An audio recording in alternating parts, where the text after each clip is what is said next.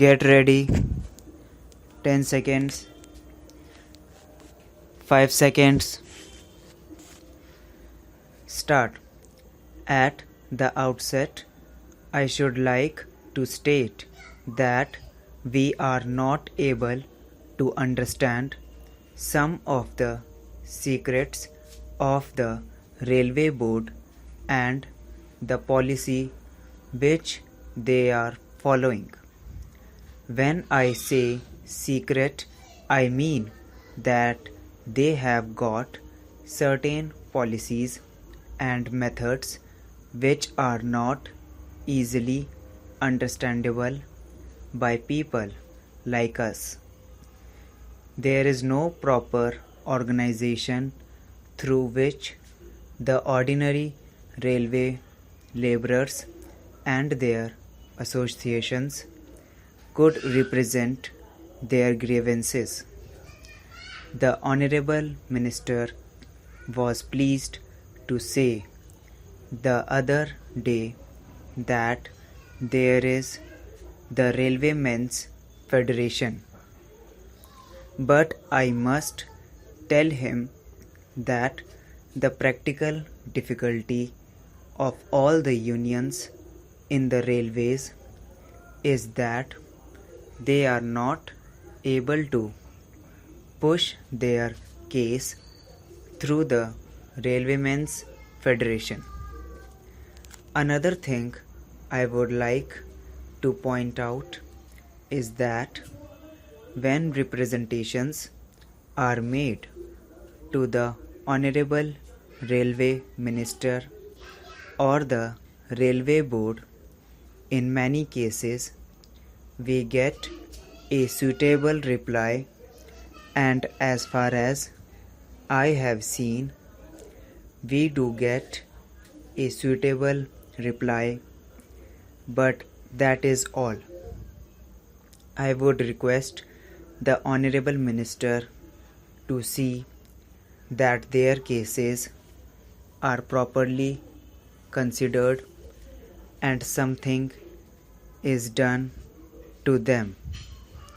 The other day, I represented to the Honorable Minister and also the Railway Board the case of the sanitary inspectors. They are classified as supervisory staff. Prior to 3rd May 1948, they were given upper class passes like other officers, but since that date, all of a sudden the upper class passes have been stopped for these people.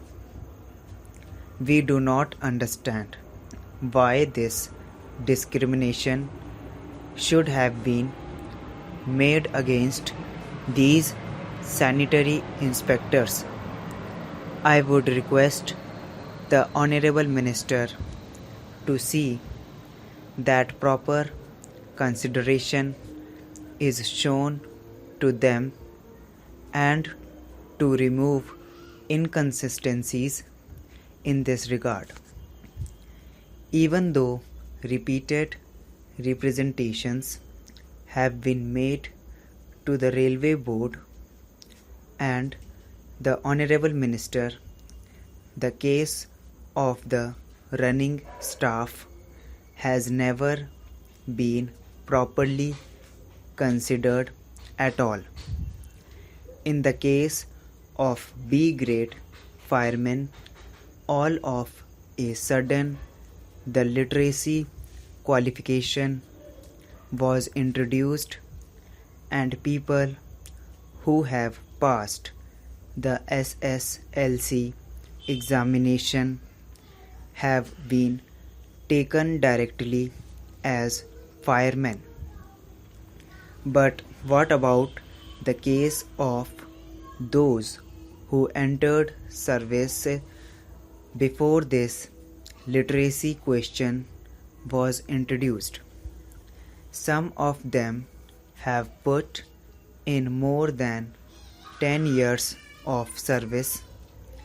They were recruited by a staff selection board after proper examination.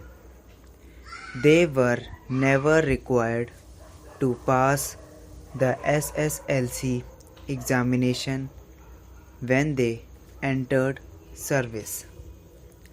But suddenly, this literacy qualification has been introduced and their chances of promotion have been reduced. The number of persons affected is very small, and I would therefore request the Honorable Minister to look into their case favorably. Another point is about telegraph inspectors. They are the people who look after the maintenance of telegraph lines. They have been recruited in the normal manner, and they are the people who have put in service of more than 10 or 15 years. The question of wireless inspectors came in at the time of war. They are now classified along with telegraph inspectors. Whenever certain appointments or grades are introduced, the case of the telegraph inspectors is overlooked. The wireless inspectors, who are called communication inspectors at present, came into the picture only at the time of war.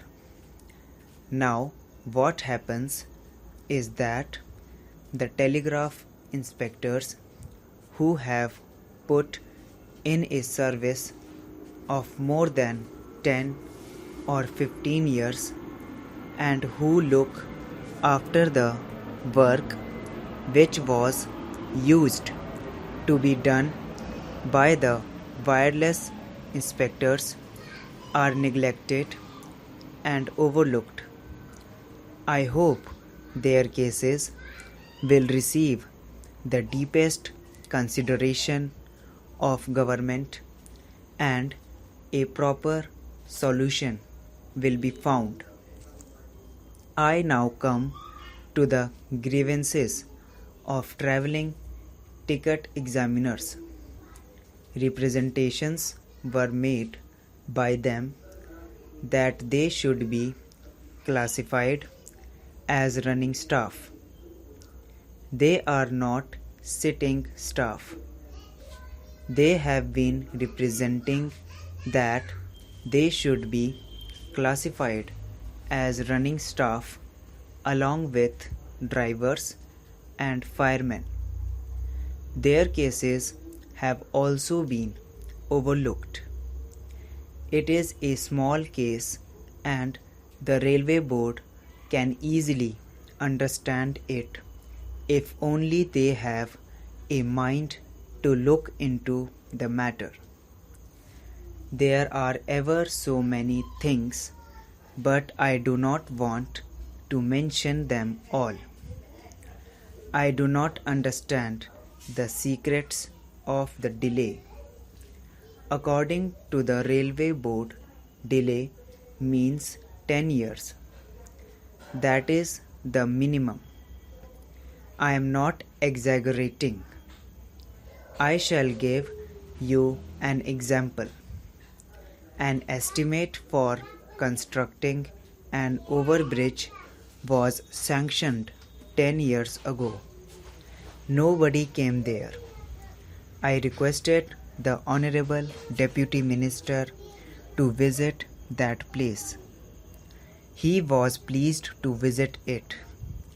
I must thank the Honorable Deputy Minister on behalf of my constituency. What happens is that We cannot be taking the Honorable Railway Minister or the Honorable Deputy Minister to each and every place where a work has to be executed. This is another point which I want the Railway Minister as well as the Railway Board to bear in mind. People are nowadays afraid of traveling in aeroplanes, but I think that a reference to the volume of papers supplied to us will show that accidents to trains are increasing day by day.